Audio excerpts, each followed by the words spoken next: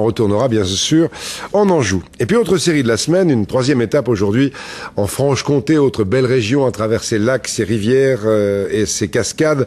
Rien que dans le Jura, il y a une 60aine de lacs. Le plus grand, celui de Vouglan, a une couleur surprenante.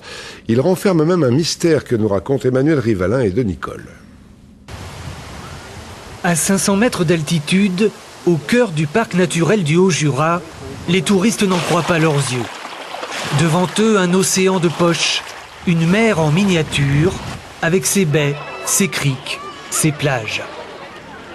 On l'appelle le lac Émeraude. Ça fait un côté Tahiti quand on se balade tout au bord.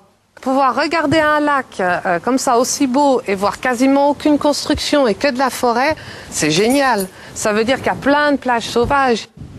Les randonneurs à cheval font le tour du lac en 4 jours, pas moins. Car Vouglan étale sa longue signature à l'encre verte sur plus de 35 km de long. Des panoramas insoupçonnés qui n'existaient pas il y a 40 ans. Le barrage de Vouglan, l'un des plus importants d'Europe, projette Moirans dans l'avenir.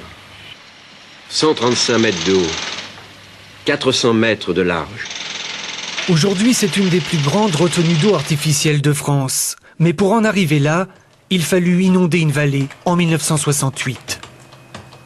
Sur ce site, il y avait une vieille paysanne qui était entourée d'un groupe de touristes et elle pleurait. Elle expliquait le drame qui avait été pour elle l'engloutissement de sa maison. Le titre du livre m'est apparu immédiatement et j'ai dit ça s'intitulera « Le village englouti ». Ce livre d'André Besson fut un best-seller, plus tard transformé en feuilleton de 30 épisodes diffusés sur TF1. Mais ce n'était pas tout. Au fond de la vallée, il y avait aussi une chartreuse. Moi, j'ai vu ce bâtiment avant qu'il ne fût englouti. C'était vraiment un bâtiment considérable, mais également d'une grande qualité. Dans la verdure, c'était vraiment un spectacle inoubliable.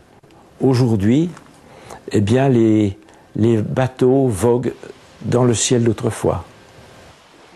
Immergé par 60 mètres de fond, le monastère hante désormais les esprits de ceux qui sont nés au moment du barrage.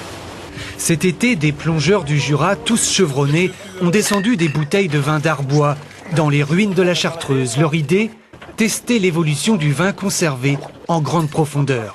C'est le but de l'expérience, c'est de voir si justement faire vieillir du vin sous l'eau avec une température constante et à pression, s'il y aura un aussi bon rendu dans le temps qu'en cave traditionnel. Ouais.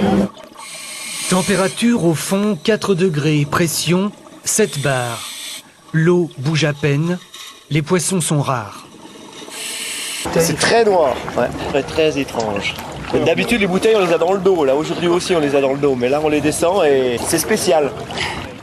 Dans 20 ans, ils remonteront les premières caisses. En attendant, les chevaux ont soif. Vouglan, couleur mentalo, offre de très bons bains en été. Une eau à plus de 20 degrés. Un lieu superbe, l'eau et la Franche-Comté. On découvrira d'autres endroits magnifiques jusqu'à vendredi. Avant de vous quitter, un mot de la bourse qui va pas bien, comme partout en Europe, elle dégringole encore, moins 0,90% alors qu'il est à Paris, à 4329 points. Dans un instant, la météo d'Evelyne Delia. À 20h, Laurence Ferrari. Bon après-midi et à demain.